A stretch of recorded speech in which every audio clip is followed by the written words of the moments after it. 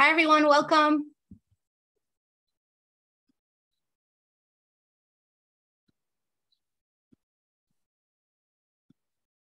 We'll get started in just a few minutes. I'm going to let people roll in. We see a lot of people already coming in. Thanks for joining us today. It'll be an awesome, awesome discussion.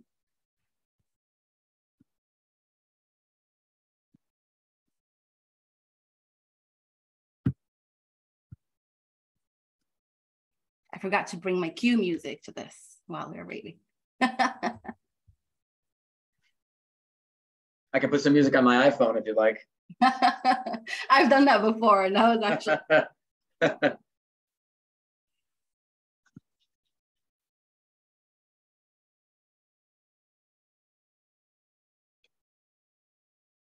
Hello, hello. Still people rolling in. We'll probably get started right around 3 or 4 minutes past 12:30. What do you think, Farham?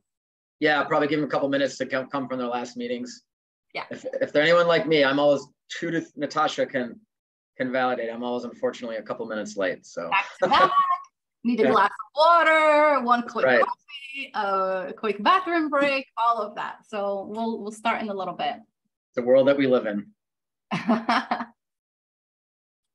Yeah, I was talking with a colleague yesterday that now that we're all working from home versus being in the office, you have to kind of remember to, go get some fresh air sometimes. Otherwise, you just sit here for, 7, 8, 9, 10 hours a day. Yes, and if you have a dog, that's more of an excuse. The dog is ready for a walk, so that's always good. That's literally how the conversation came up yesterday because he had a dog and he was talking about his poor dogs. Yep. Welcome people who joined us just in the last few minutes. We're going to get started very soon, just giving some extra time for people to join. So excited for this discussion today. And we're so happy to see so much interest in this topic. I was just speaking to Farham right before we kicked this off. And I'm not surprised that there is such great interest in this. So because it is a topic that's top of mind for a lot of marketing folks in cybersecurity. So we're always trying to figure out, okay, how to better understand our buyer. And yep. It's a long journey, and I don't think it'll get easier, but we'll help each other out. We'll learn together. That's right. Yeah, it's definitely, as I think I talk about that in one of the slides, that it's to be successful in this, it's a journey, and it takes repetition and an investment, not even just in financial resources, but time. I think that's the biggest thing. You got to understand that this takes time. It's all about relationships. So you're absolutely right. Yeah, I always make the joke that being a marketer in cybersecurity and marketing to the audience that we have is like being a stand-up comedian with either a tough audience or no audience at all. Well, if you want, we're about 3 minutes past. We can go ahead and just get things rolling. Yeah, let's kick it off. We have about 70 attendees live, and I'm pretty sure we're going to get a few more rolling in. So let's kick off the party. Thanks, everyone, for joining us today. I'm Maria, one of the co-founders of the Cybersecurity Marketing Society, and we partnered up with our friends at CyberRisk Alliance to bring you this session today to help us all get to know the CISO better, but not just the CISO. I'm pretty sure we'll cover security practitioners and our buyers in every level. Today, I'm joined by Farham Eftekhari. Thank you so much for joining us today. He's the EVP at CyberRisk Alliance and the founder and chairman at the Institute for Critical Infrastructure Technology. But I'll let him introduce himself a little bit more, talk about your experience, where you're coming from. Yeah, thank you so much for joining us. Awesome. Maria, thank you so much. And thanks to the Cybersecurity Marketing Society for having me today. As you guys know, we're here to talk about all things CISOs. I've been in the, get my screen to work here. There we go. I've been in the cybersecurity space for exclusively for about 10 years. I built my whole career around building communities of C-level executives, starting with CIOs and CTOs and now CISOs. So something I'm very passionate about. I've really built a career around executive engagement and how to help marketers in particularly, but just companies in general, be successful in how they engage with and get maximum ROI in their investments around community building with executives. And so that's what we're going to talk about today. Agenda will be pretty straightforward. We're going to talk about how to understand, the mindset of a CISO, where they're coming from, what some of their perspectives are on issues, particularly around technologies that you may be representing. I really quickly talk about CISO priorities. You can Google this kind of stuff, but I thought it'd be interesting to show you with the research we have. But really the crux of the conversation will be around what we can do as a community to better earn the trust of CISOs, because it all comes down to trust and relationships. And then some tips about the best ways to engage with CISOs and other cyber executives as a thought leader. We do have a Q&A available. The Q&A, Maria will be monitoring those questions, and we'll have a robust, hopefully, dialogue at the end. So please ask all the questions you want. I love that. I do not plan to talk for an hour. I have the chat open so I can see some questions coming in. So I'll also try to answer those questions live. Yeah. And this will be recorded. I have someone that's asking if it will be recorded. It will be, and we'll post it on our YouTube channel right after this. Fantastic. So just really quickly, in case you're not familiar, we haven't worked together yet. Like I said, I've been in the space for a while. So my perspectives are obviously, these are all of my personal opinions. I'm not speaking on behalf of any organizations, but my perspectives come from about a dozen plus years building kind of CXO communities. The last 10 years or so roughly has been focused exclusively on cybersecurity. So currently, my primary day job, so to speak, is as EVP for CyberRisk Alliance. CyberRisk Alliance is one of the nation's largest cybersecurity exclusive media, events, education, and community organizations. We have a bunch of brands you probably know: InfoSec World, Identiverse, SC Media, and I run the part of the business that focuses on CISOs and CISO engagement. So we have the Collaboration Forums, which is a community of 800 CISOs around the country that I'm responsible for, kind of maintaining what we do over there and bring them together in events and for knowledge sharing. And then we have a subscription service for CISOs where they collaborate and share ideas and best practices. And then as Maria mentioned, I also am involved with the cybersecurity think tank, ICIT. That is an organization that is a nonprofit, nonpartisan research institute. So we produce freely available research and make it available to policymakers and Capitol Hill, federal agency executives, and of course, technology partners like you and owner operators from our 16 critical infrastructure sectors. So, if you want to learn more, and please reach out to me after this if you want to engage and just continue the dialogue. This is an area I'm very passionate about. So the first place we want to start with is that, CISOs are real people.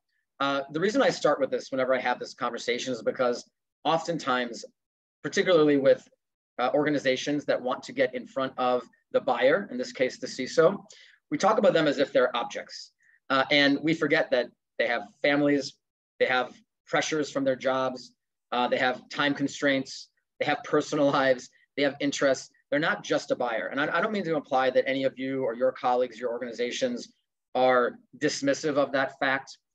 But I think that we have come to, as an industry, in a way, commoditize the word CISO and be so hyper-focused on CISO engagements.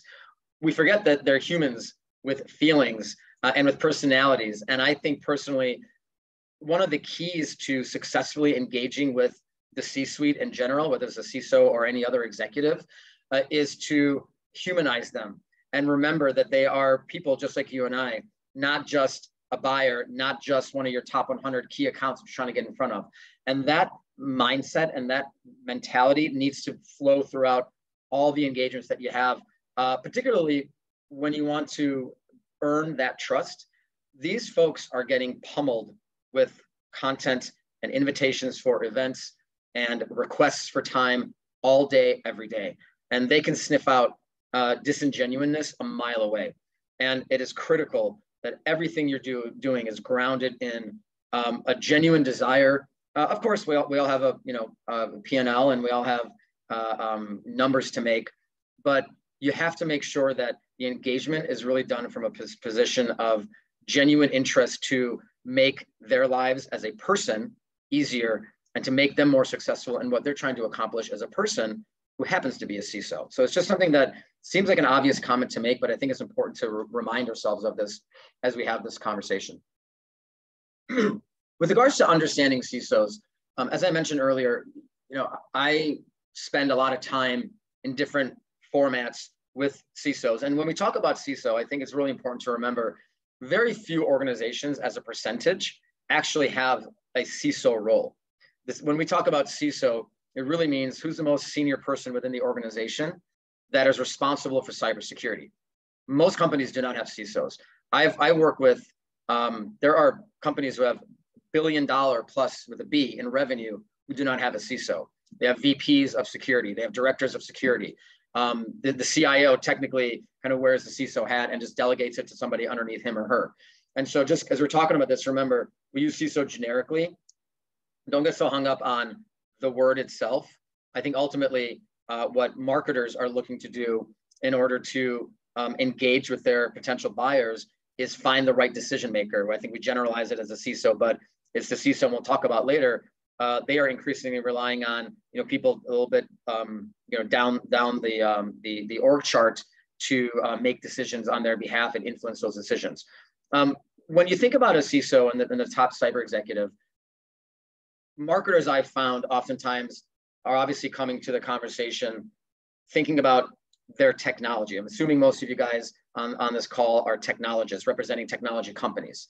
CISOs obviously need technology, and they rely on and want partnerships with folks like yourself to advance their strategy and advance their mission within their security program. But increasingly, CISOs, particularly at larger companies, the Fortune 500, Fortune 1000, they're business executives. When you talk about them and talk to them, what they're focused on are issues around workforce, leadership, engaging with the board, engaging with the C-suite, reporting on metrics, managing relationships, whether it's internal, whether it's with stakeholders, it's third parties, it's fourth parties.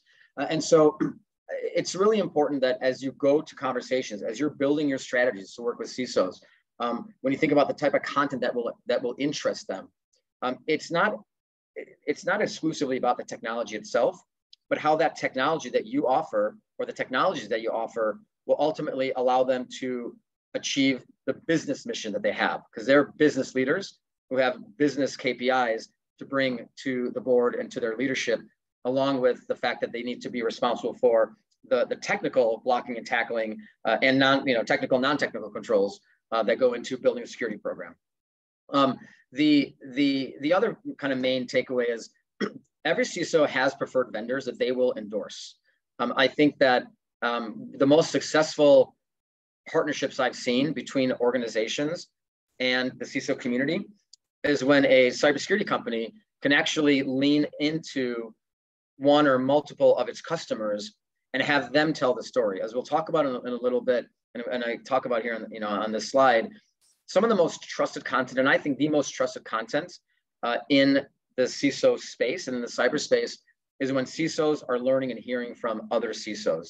The business that I run, cybersecurity collaboration forums, the network of 800 CISOs, our whole model is built around not that we're not the experts. My team isn't the expert. I'm not the expert, even though we all have a lot of knowledge in our organization around cyber, around these needs. It's all about putting the CISO in the driver's seat. What do they want to talk about? Who do they want to hear from? And making sure that they're sharing the information. And what we are doing is facilitating that conversation. So the more that within your organization itself or the partnerships that you find, you can be a facilitator of the conversations and be there as a part of the conversation, not necessarily the one pushing the information to this community. I think the more success that you'll have. I'm going to go through these next couple of slides pretty rapidly because, again, the point of this is not to talk about technologies, but how to be effective in engaging with the CISO community. But CRA, my side of the business, did a analysis of the research that we had with our CISO community in first quarter of this year. And the point I want to illustrate on this slide and on the next slide is that CISO priorities are broad. They're responsible for policy, for training, for technology, for security awareness programs, for third and fourth party, risk management program, for developing their team, for thinking about succession planning, because we all know that CISOs typically, on average, are 3-5 years in a role before they move on. And so when you look at these kind of couple slides, I'm going back and forth here. There's a broad range of topics that they're interested in, but what brings all these together, and hopefully all of you see yourselves in one or more of these topics, what ties all this together is the fact that the CISO is ultimately responsible for managing and mitigating risk to the organization. What you do presumably falls under one of these categories. So you're part of that equation. But I think it's really important when thinking about how to engage with CISOs, take a step back, because these folks are looking at things big picture. I got an email the other day I get solicitations from cyber companies just because of what I do mistakenly, which we'll talk about that in a moment, how to not make those mistakes. And the other day I got an email from somebody saying, if you want to stop 100% of, I forgot what it was, ransomware attacks, we have the solution for you. I actually was I don't really reply to, cold emails, but I actually did and said, hey, just some advice. Do not send CISOs emails that say you have the solution for all of their problems, because CISOs look at things holistically.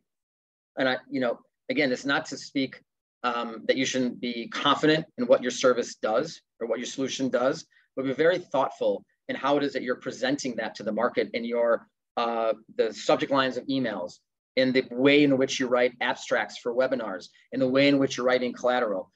CISOs look for things, cues to know if a company is going to be a good partner. And one of the things they look for the most, in my opinion, is, does this company understand they are part of my solution? They are not 100% of my solution. And I've been in meetings where, sales reps or whoever will go up to a CISO and start the conversation off by basically saying, I can solve all your problems. That is not the way to do things. What I think you should do is think about how your solution and how your capability or capabilities is part of the CISO's overall strategy, and speak to that and talk about how you understand that you are just one of the partners that will help them be successful. So how do we earn a CISO's trust? I jotted down here a handful of what I consider to be guiding principles for marketing and sales professionals.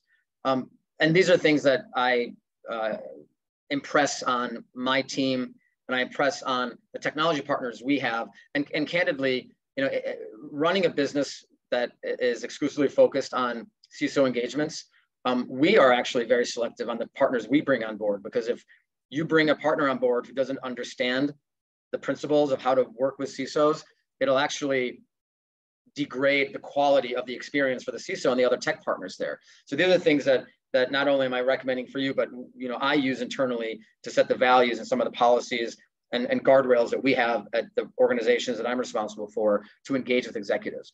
First of all, it's all about relationships. Again, this may seem like common sense, but it's important to remind not just yourselves, but particularly your sales folks who are going to be at the events that you're doing. I have, again, in the last quarter, I can think of one prominent example where a technology partner sent a new person to one of our events. I was surprised that the person walked up. It was a cocktail party. It was meant to be informal and networking oriented.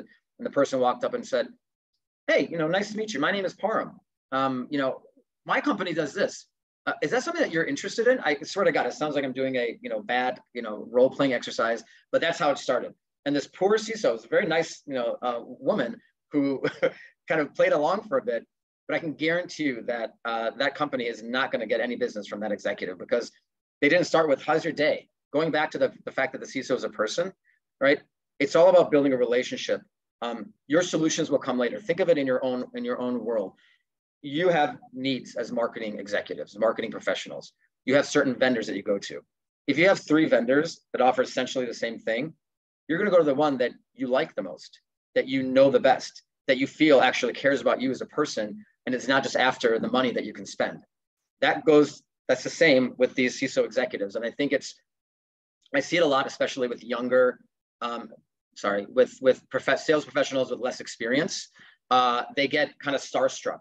And they walk in a room like, oh my God, I'm sitting next to a Fortune 500 CISO. It's great for them to be there. They learn a lot, but sometimes they get so overwhelmed. Either they don't know how to engage, or they start talking about technology right away. And again, they just forget to remember that This is a person. Just, buy them a drink, have a drink with them, get to know them, build that relationship. The second point is, be a partner, not a sponsor or vendor. Again, going back to how we apply these principles at my organization, we run, executive dinners and one-day events and custom roundtables and all sorts of things. And obviously they're funded by folks like yourselves. We don't refer to you as sponsors. We refer to you as our technology partners, because for us, it's important that our CISO community knows that we're not just bringing anyone off the street who has a check to write to sponsor an event, to be in front of all these, buyers, but we're actually looking out for the CISO's interest by listening to them, doing research with them, and then vetting the organizations we work with to understand and trust that they share our values and are there to be a partner. I think it's a misconception that CISOs don't want to meet with vendors. They do. They want to meet with vendors. They need technology partners. They need solution providers to do it as they do. They just want to do it on their terms, and they want to do it in an environment that is based on trust and partnership, not transactional. And so I think even in the language that you use, and look for this in some of your other partners, are they asking you to come on board as a sponsor, or do they want you to come in as a partner? And what does that mean? Are you going to be part of the community, or are you just going to be a logo and have a seat in the corner to listen in? These are the types of things that I think are important for you to consider as you're evaluating who to work with and how to build your own programs, but also how to have a successful engagement, with the CISO and earning trust. CISOs learn from and follow other CISOs. This is, something that everyone, I think, conceptually understands, but how do you put that in practice? It means that the webinars that you're doing, look at who's actually delivering the content and look at who you're promoting. I understand that it's tricky because particularly if you work for a mid-size or maybe smaller company, you have to deal with, the reality is you have to deal with personalities and maybe egos from some of your leadership, but you have to have the confidence to explain that the best way for us to drive engagement on this webinar or on this podcast or on this LinkedIn post or on this event that we're doing is not going to be by putting our people up, unless you have a very big name, former CISO, but is actually by getting some of our customers or some of the community to come and deliver the message. You can be on there, on the panel, delivering content alongside them, but the way to really attract the audience is by finding other CISOs, other cyber executives, other national security executives in the community that are trusted and have them be part of the process. And I think, again, we'll talk about this in the next slide. A great way to do this is actually looking at who your customers are. I mentioned earlier, customers, I see this all day long. CISOs and other cyber leaders have preferred vendors, and if a company allows them to, they'll go to bat for them and will speak on their behalf and will refer them to people. Find those internal kind of customer partners and leverage those relationships. You'll get a lot of success out of those. Give more than you receive. The way I always think about this one is when I look at our LinkedIn pages across our CRA portfolio, and I look at LinkedIn pages across different companies. The Cybersecurity Collaborative is the other side of the business, which is it's a CISO funded. They pay for a subscription to get access to services. Almost 100% of the content that we post on LinkedIn is not about us. It's about what our community is doing. It's what the CISOs are building in these working groups. It's acknowledging that a certain CISO won an award, even if it wasn't a CRA award.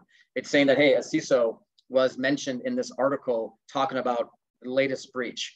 The more you can make all your communication, your engagements about them, I think the more that you will receive in terms of engagement and followers and building that trust. And this also goes back to just how it is that you're looking to advocate for your audience and for some of your either customers or for your prospects. I mentioned this a few times, kind of alluding to the fact that you need to train your sales team. We always encourage, and frankly, it's essentially a requirement that our community of builders, I have a team of 7 or 8 folks who do nothing but build relationships with CISOs. They're reaching out every week and not asking, right? CISOs are always being asked for stuff. What about giving back to them? What about saying, we produced this research. It's not about our product, it's just about a certain threat we think you like. If you don't have the capabilities, if you're a smaller business who can't do it, there are countless free resources out there. ICIT, the think tank I represent, is one of them. There's tons of freely available, nonpartisan, non-sponsored research. If you know that you're trying to get engagement in a certain industry or on a certain topic, find content and push that out to your community through LinkedIn, through direct emails. Have your sales folks send it out.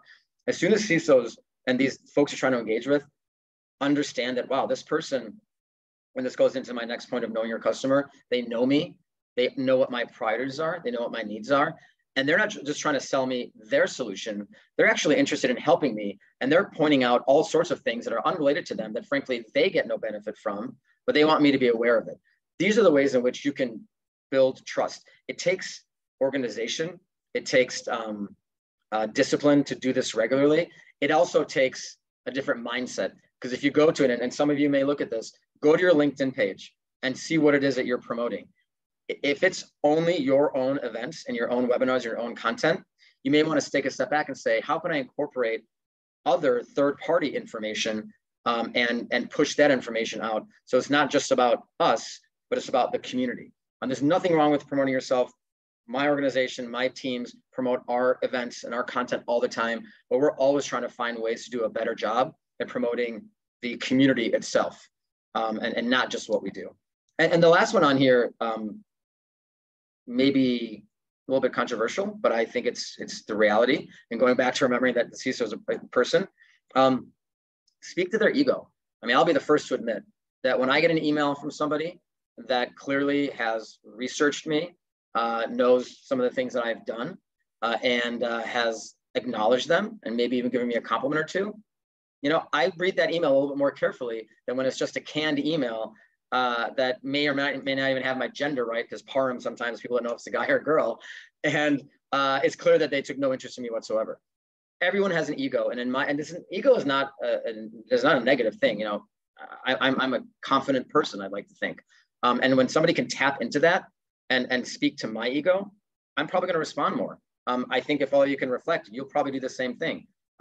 Think about those things and think how you can, in a genuine way. You don't want to. It's not about being exploitative, but find something awesome that somebody did and give them a shout out on social media. Send it to them in an email if you've been trying to talk to them for a while.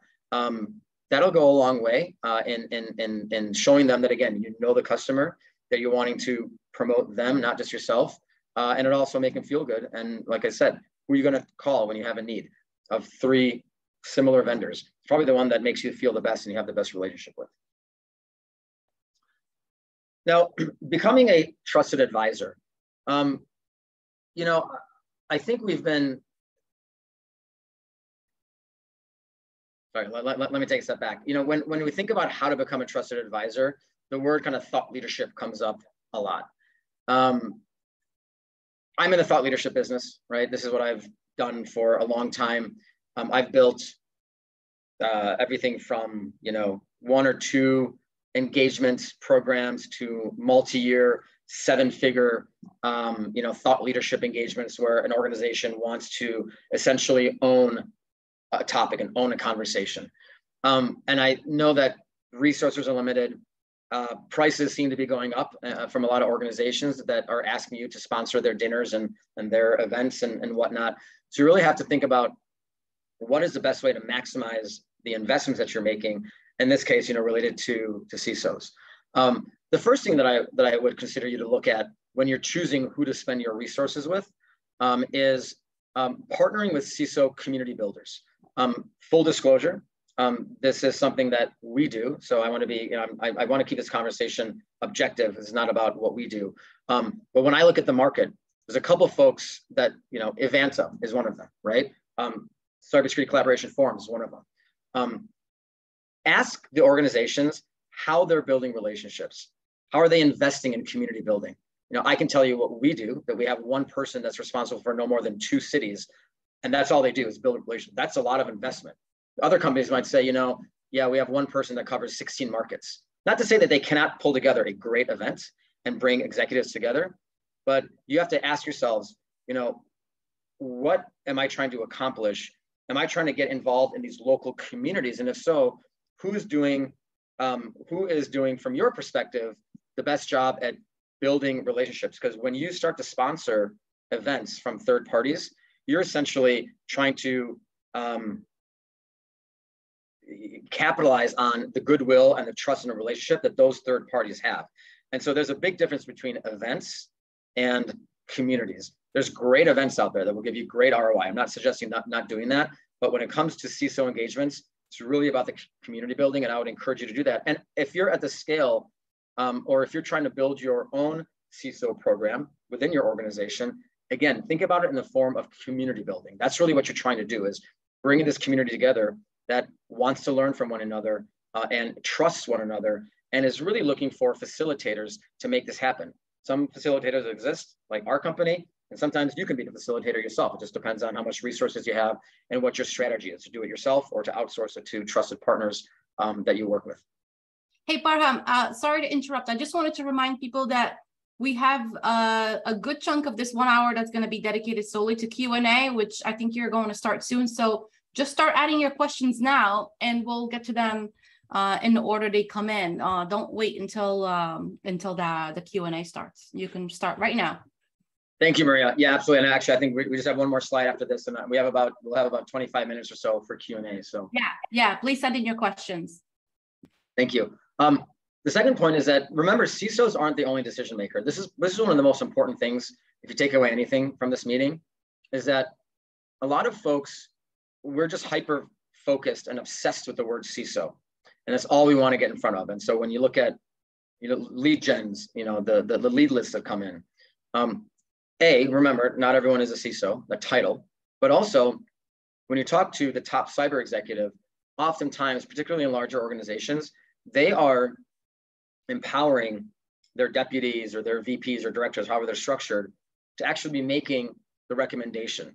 The CISO might have to sign off on the contract, but they're not the ones who are going to ultimately make the decision. They will rely on the team that they're empowering to do that. And so when you're thinking about either CISO engagement, I would argue that the better way to look at it is not so much the title, but look at the function that an individual plays and bring those folks into the mix. Also, if you remember from the previous slide on what are CISO priorities, leadership and workforce is a huge area of focus. We are building out an extensive set of capabilities on top of what we already offer to focus on not just leadership development for existing cybersecurity leaders and CISOs, but for the next generation of cyber leaders.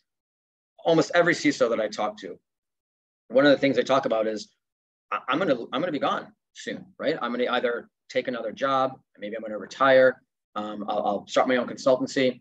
So they're thinking about succession planning, and they want to make sure that the next person coming into his or her role is empowered and has all the knowledge and information and the contacts and relationships. And so if you can demonstrate, again, going back to being a partner means understanding that these guys are focused on workforce and leadership development and succession planning, and encouraging them, in fact, saying, we want to invite you to a CISO dinner, but I'd also like to encourage you to bring one of your mentees or somebody else on your team that could learn from this dialogue, because we know it's important for them.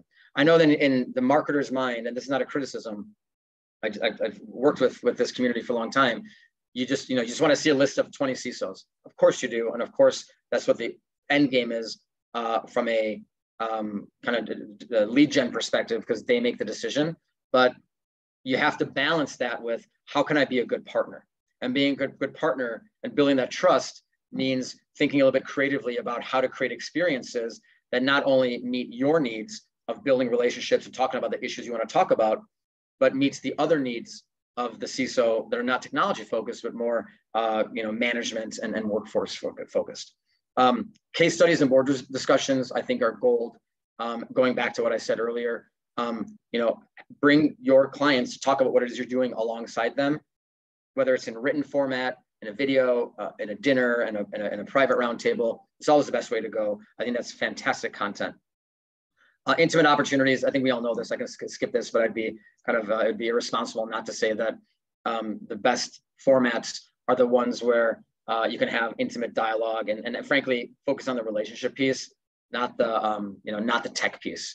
The conversations are always good, but when they meet you and they like you and they know what you do, they'll come up to you and say, hey, you know what, actually, I have a need for this capability. I'd like to talk to you. I had a dinner in was it Chicago last week, and one of our sponsors came up to me afterwards and said, I had 3 people come up to me on their own, CISOs, and say, I want to talk to you because I have a need for that. There was no pitch, there was no sale involved. They were just there as part of the community that we built. And now that they're a trusted community member who's been to this dinner a couple of times, now the CISOs are approaching them and saying, I want to talk to you. I mean, that's the dream, right? And it happens when you do this the right way. Training your attendees on how to behave on site is also really important. This is not, I don't mean etiquette in terms of alcohol consumption or polite cocktail conversation. I mean, what I talked about earlier. If you don't do this, please, please, please do some training with your sales folks on how to engage with executives. Be confident, don't be nervous. Talk about the weather, for God's sake.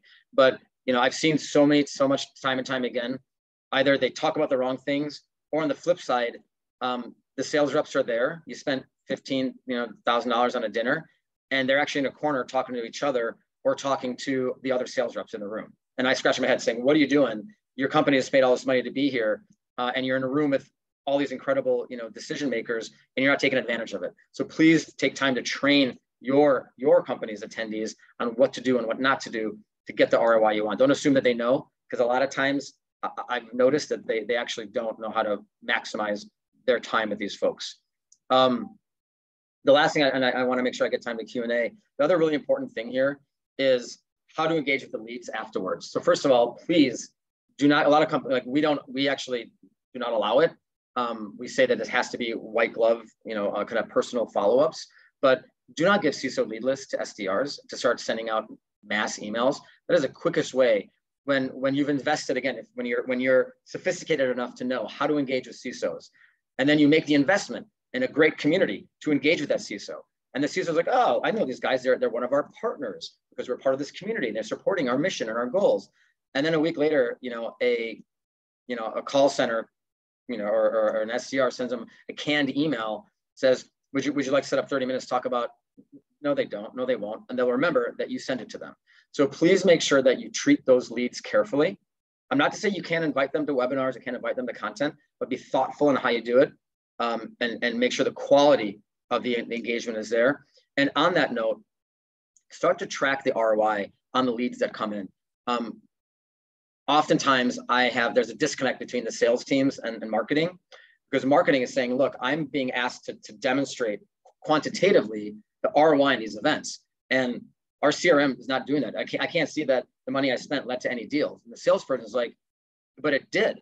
Like, I was trying to get a meeting with this person for a year or however long. And I finally got it at this thing. And now we're having a follow-up conversation that's leading to a proof of concept. Oftentimes it's the CRM that's not tracking this. And so sales is saying one thing, marketing is making the decisions the best it can based on data, and the data doesn't support what's actually happening. So this is how to do this is more of a complicated conversation, but please look at how you're tracking the engagements and the ROI, because that'll help you make better decisions and frankly know which programs you're investing in, whether they're yours or third parties, are driving the outcomes that you want. Attribution. That's it. So I sent a PDF of this to Maria. Maria, you can feel free to send this to everybody. Feel free to email me. Please connect with me on LinkedIn if you are not already. I'm one of the only Param. If you just type in Param cybersecurity, I think I'm the only one that pops up. But it's Param Eftekari. Please reach out for anything you need to. With that, Maria, I'll open it up to any questions that we have, and maybe I'll stop screen sharing so we can just see ourselves a little better. Yeah. And then there we go. And feel free to raise your hand and come on mic and camera if you'd like to answer your question live as well, if you don't want to just put it in the Q&A. But we'll just take them in order, Parham. We'll have one from Matt. What are the best places for brand new CISOs to start networking? What communities and events? Yeah, that's a great question. I would be remiss not to mention my organization. So I was going to say you'll have to plug in yours, but then tell us a few more outside of that. Yeah. So one is the cybersecurity collaboration forums. What I actually think, the best place, I don't know where you live, but I would find some of the CISOs in your community and ask them for their recommendations. Because here's what I know. I know that our organization, we have a presence in 15 cities across the country, and then we do some stuff virtually. What I do know for a fact is that almost every community that we're in, they also have a parallel CISO-led community. There's no sponsors. They just do it on their own. Chicago is a great example. There's a great, I think it's like 300 deep. They have their own awards show. They do cocktail receptions and all that. There's cities that have their own little, Slack channels and whatnot. So I think, we're obviously one option. I think for CISOs, it's themselves personally, the bigger associations like IC Squared and ISACA and ISSA, they're fantastic resources. They are starting to build CISO content and CISO communities. I know ISSA actually has, I think they call it the Executive Forum. I could be wrong, but that's when I just spoke with them the other day, and we're partnering on some stuff together. It's very similar to what we do, but they do it with their members. And so, you might want to look at those big organizations, but also I think reach out to some of your CISO members. And again, if you want to shoot me an email or a note, let me know where you are. I'm sure we know some folks to get you in touch with, and hopefully we can help out too. Awesome. Thank you. So next one's from Anne. Hi, Anne. What job titles are involved in the buying process for ransomware solutions? And I know this is super specific, but if you can think of why. Yeah, I think that when it comes to, we're going back to the comment of who the decision makers are, what I would do if I was running a ransomware program is you would look at, depending on the size of the company, obviously any, the CISO, I would also include CIOs, because it's the CIO's architecture that's being ransomware, right? The CISO is responsible for protecting it. And that's another good point. I didn't want to get down this path too much in an interest of time, but the CISO's job is to protect the organization from digital risk, right? That's ultimately what they do. And it depends on what purview they have. Some of them actually have physical security as well as digital security. Some of them oversee privacy, right? There's obviously the compliance aspect of it. But when you think about who to engage with on ransomware, for example, the security team, right? The C-level, the director, the VP. Also look at if the organization has risk managers. Because right now, if you look at any survey that comes out from the board or from the business leaders, cybersecurity is always one of the top 3 to 5 risks that a business feels like it's facing. So reach out to, if you find folks in the organization that are responsible for risk management, reach out to the CIO or some of the executives on the technology side. They may not be the decision maker, but I think they'll be influencers. And again, you want to tweak your message. So if you're sending a message out to CIOs, say, as a CIO, one of the biggest threats to your responsibilities is ransomware. We know you're working with your CISO. We want to invite you and your CISO to come and listen to how blah, blah, blah, blah, right? Stuff like that. So I think about who's in charge of the risk management, who's in charge of, third and fourth party relationships. That's the way that ransomware is being introduced. Think about the security team and think about the tech team, and just make sure you message appropriately. Don't send the same message to everybody, because it's not going to relate. Thank you. Next one is from Stacy. Do you think cybersecurity marketing and community building can happen on non-typical business platforms like LinkedIn, such as TikTok and Instagram? It is a really interesting question, because I've been thinking about that as well. I've made the decision for the organizations that I'm responsible for to focus almost exclusively on LinkedIn from a, outside of the in-person, formats, right? And organizations like mine. I've chosen to focus on LinkedIn because I found that it's the highest concentration of executives in the cyber community. And there's not a lot of noise to filter through. Just think about it in terms of, I have an Instagram, I have TikTok, but I don't post on. I just kind of consume, dog and cat videos, basically. But when I think about my feed, as the algorithm starts to learn more about me, and you know, as it has access to all my data and all the things that we know these companies do, it becomes diluted. It becomes diluted with all sorts of my interests and things I'm thinking of buying. And right, it's so within a week of me having TikTok, all of a sudden it like knew me perfectly and is funneling all sorts of stuff that I didn't necessarily ask for. LinkedIn, I've found personally, when I think about what is pushing to me, I very rarely see anything on LinkedIn except for cybersecurity and national security content, because that's what I do for a living. That's the only information that I see. So I personally think that, particularly if you're in the B2B space, if you're in the B2C space and you're trying to get you know, and cybersecurity dialogue going with consumers, I think Instagram and TikTok are viable. But I think if you're purely B2B, I would say the biggest value is going to be on LinkedIn. I would love to see how to use TikTok and Instagram. I think it's the future. I will say that I think in 10 years, today's TikTok users are going to be tomorrow's CISOs. So I think we have to, thinking long-term, eventually, these new platforms like the metaverse is going to be big. I just don't think we're there yet. But you said it, you like dog and cat videos. And so that's the content strategy for us marketers to reach security folks like you on TikTok. If you want to find me, send me a cute puppy video. I will be your new best friend. That's it. You heard it. There goes your TikTok strategy, Stacy. All right. Next question. I joined late and might have missed it, but what are CISO's top 2 priorities and challenges? I know this is in one of your slides, but if you want to just quickly. Yeah, yeah, that's a great. So going back to it, I think in general, the main takeaway is CISOs and cyber executives for organizations are increasingly becoming business leaders. So take every technology topic you want and put it to one side, depending on the maturity of their security program, their priorities, their sector, and you know, the attack vectors that they see and all sorts of factors. They will have different priorities when it comes to the technologies they're buying. But I think overall, at a high level, there's an equal focus on the business side of being a cyber leader, engaging with the board, workforce, staffing, training, security awareness, security metrics reporting.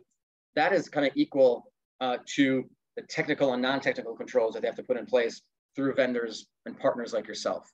So I would say, broadly speaking, and you'll get the slides with the actual list of all the different topics, but I think that's a really nice way to look at it. So as you're talking to these folks, make sure you understand that while you represent a solution, it's part of the bigger strategy that they're building and solving for, which is ultimately mitigating a risk for their companies.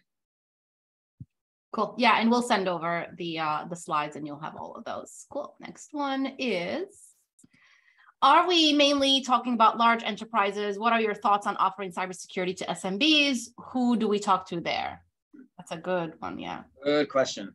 1000%, we should be focused on the SMB market. The reality is, the reason that most companies don't look at SMBs is because the contract amounts aren't as big, right? If you sell to a Fortune 50, you're probably getting a lot more money than you do selling to, you know, a $20 million company. I think, first of all, and I actually had a slide and I took it out.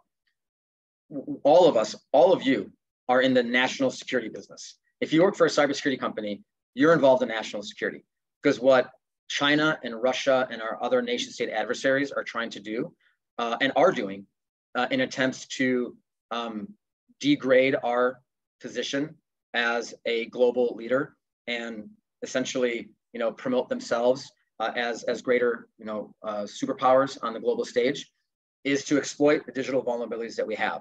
And they do that not just among the big companies, but among the medium and small size companies too. If you're a small emerging medical device or healthcare organization that has patient data, China's trying to attack you and get that information to put it in their database that they're building of all US citizens. And we use that information to launch disinformation and misinformation campaigns. And that's a whole different presentation.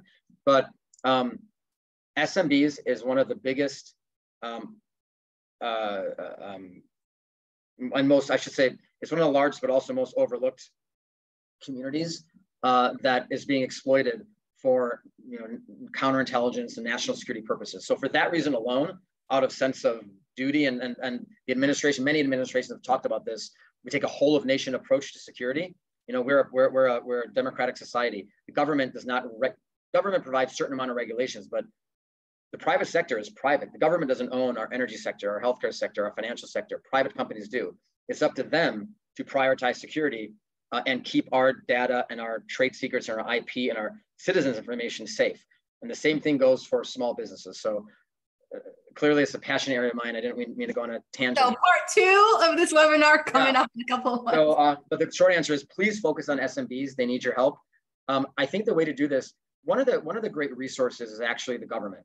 The Department of Homeland Security's CISO, the FBI InfraGard, which is a partnership, you know, technically its own entity, but it's a partnership with FBI. There are, I think, I forgot how many, 15 to 20 regions that DHS has created. Each one of them has a regional director for cyber who's responsible for going out into the community and promoting security. Go look at what they're doing. There's a lot of money that's been put into it from a federal perspective. And the state and local governments have an interest in protecting their kind of local economies. So also go and look at if our state, you know, NASCIO is a great, you know, the National Association of State CIOs. They have, you know, a lot of footprint into local government as well. And local government may have some programs around SMBs. There's one that I'm forgetting right now, and I will email Maria when I remember it. Yeah, I think it's a great opportunity. And I think part of it comes down to, and the last thing I'll get off my soapbox, is really taking a step back at, you know, your companies. I think it's really cool when companies take a stand on something like this and say, here's our mission, here's our goals. And one of them is to improve national security. And so by doing that and focusing on SMBs, you can kind of demonstrate that you're not just saying it, but you're actually promoting it. And you'll make some money doing it too. So it's a win-win for everybody. Yeah. Thank you. And so just quickly, and we have 9 minutes left and a few questions. If your question doesn't get answered live here, we'll make sure Parham follows up with an email and an answer to your question. I'll be more concise moving forward. Okay, good, perfect. And I think that the Ahar still wants to know exactly the job titles to talk to at SMBs, but we can follow up with more information on that. Okay, next one. What are some CISO communities that you would recommend we participate in other than CRA? CISO communities, there are, so the ISSA has one. It's called Executive.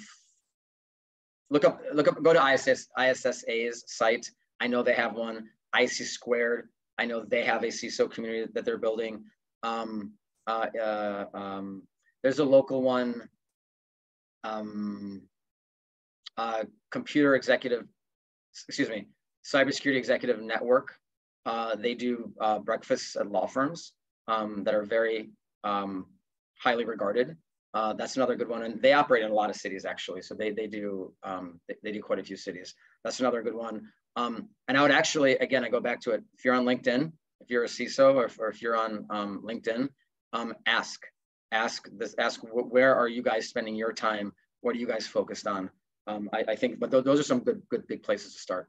Yeah, and I know of one, Jason, who's a good friend of the society and a good friend of ours, manages the CISO Society, which is a small group of CISOs as well. Yeah, you know, and that's the thing that's, you know, there's a lot of them. There's a couple bigger ones like ours, and there's a lot of regional organizations. They're all fantastic. I think the most important thing to do in evaluating them is look at, you know, who's running it, ask those questions about community building, look for testimonials.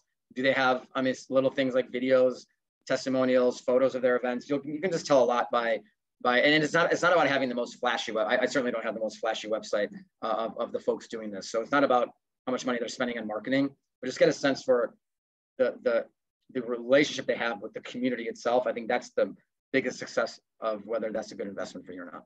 Very good point. Very good point. Thank you. Okay, next one. Thank you for this opportunity. Can you speak a little on the core difference between a CISO and a vCISO in terms of their potential performance and current demand in the market? Sure. Well, I think in terms of, so the virtual CISOs or fractional CISOs, if you will, that I work with, essentially are former CISOs that decided to take a different career path. They wanted to just work with more organizations. I think it really comes down to the individual. I think it would be incorrect to assume that because they're a CISO, they're very good, or because they're a VCISO, they're not as good, or vice versa. There's great CISOs, there's not so great CISOs, there's great virtual or fractional CISOs, and there's great non-ones. I think, again, it's about speaking with them and getting referrals into, who's the, who are some folks you can trust. And was there a second part to that question that I missed? And no, I think, and yeah, current demand in the market, but I think current demand, yeah, I will say, I think demand for virtual CISOs is going up because a lot of companies, to whoever asked the question about titles and SMBs a lot of times don't even have, you'll be talking to the CIO. In a small company, there's not going to be maybe there's a director of security or a security manager, but it's going to be a lot of times in a small business, it's the CIO is someone on their team.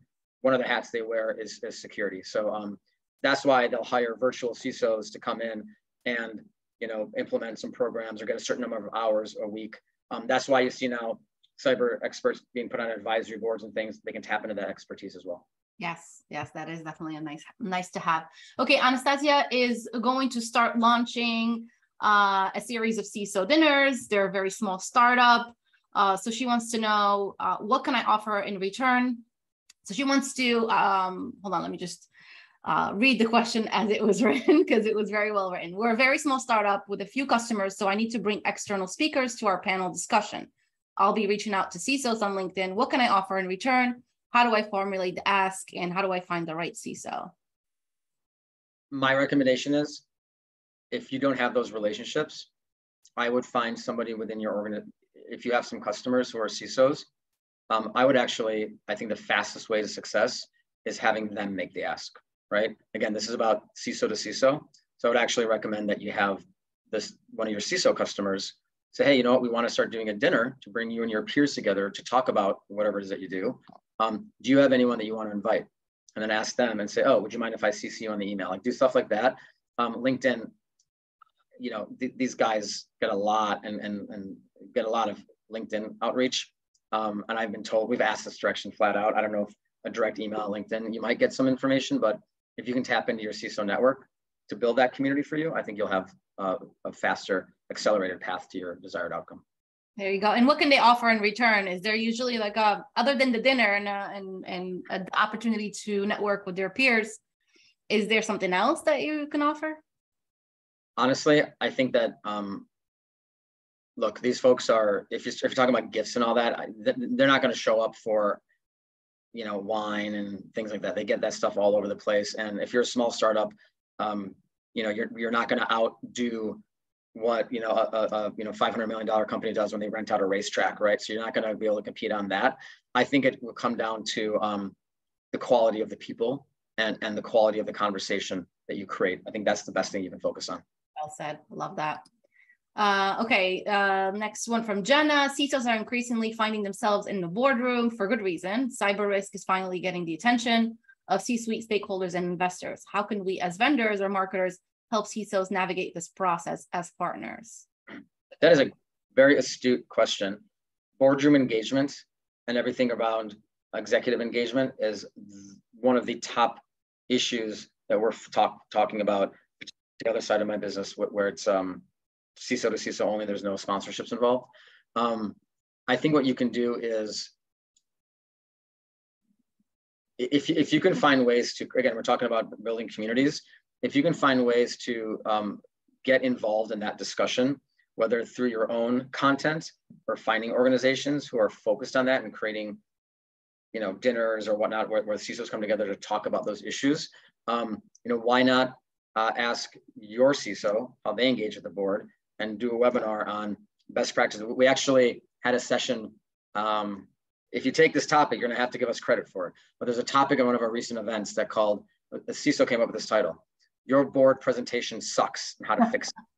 And it was the most popular session of the event. And so, because they went and talked about what they've learned and how they can be, be better presenters to the board. So I think just, again, get some dialogue driven by trusted peers on this, and you can help them. I think that's a very popular topic. Love that. And it can be also in written content, right? Like even cheat sheets or top 10 things you should have in your boardroom slide for the monthly update or quarterly update. That could be very helpful. The other business that I run, it's actually we create templates, and CISOs share templates with each other. And so a lot of the content we have is actually templates of board presentations. So yeah, I think that's a great point of written content is helpful. Yeah, marketers love templates too. Okay, last one, and I think we have 1 minute left, and we'll take Olivia's. What are the best groups or publications that CISOs pay attention to for marketing to partner with? So either, you know, contributed content, bylines, or actually sponsored articles, that sort of thing. Yeah, that's a good question. I think if you go to any of the, without naming names, not even our own, I won't mention, I think go to the ones that have an explicit focus on executive content. Some of them are hyper technical. Those are good, and that's good to partner with those folks. But if you only want CISOs, CISOs are looking increasingly for leadership-oriented content. So anything that you can, if you find companies, media companies that have leadership content, talk to them about that and see how you can get plugged into that. You can talk about leadership in the context of what it is you do, but just kind of workforce leadership, executive engagement. I think those are some really good ways. And frankly, just get some metrics on their community size. There's a difference between a database and an engaged database. When we talk about our media side, we have a database number, then we have our engaged database number. Make sure your media partners give you both and drill into those numbers. And you can tell if they're, you know, how active their community is, and then make your decisions that way. I love that. Engage. That's definitely the key word there, because that will, of course, have an influence on the open rate of the email that you actually sponsor, the newsletter, and so on and so forth. Yeah, don't be, you know, last thing, I tell this to CISOs all the time. You guys are the buyer. Don't be afraid to ask questions and get into the detail, and you know, make the decision based on that. If a partner is not willing to be honest with you and where they're at, you know, we're honest with regards to, like, these communities have been around longer, and the dinner will have 40 people. This community, the dinner will have 25 people, right? You have to, if people are saying all of our dinners have 50 people in them, no, they don't. That's not true. And so you need to just make sure that people are giving you candid answers that you believe in. And I think, again, that goes back to the partnership and community aspect that we've been talking about for the last hour. Yeah, 50 sounds like a wedding. Right? Yeah. Thank you so much, everyone, for joining us. We had such an amazing time with you, Parham. Thank you for lending us your brain and your precious time for an hour and helping us marketers make cybersecurity marketing better. This was so insightful. We already have feedback from the attendees that this was so good. Great. And this will be recorded. Everyone will get the slides, and reach out to Parham with any other questions that were unanswered. Thank you again for joining us. Thanks, CyberRisk Alliance, for your support, and we'll see you next time on the next one. Bye, guys. Thank you so much. Have a great day.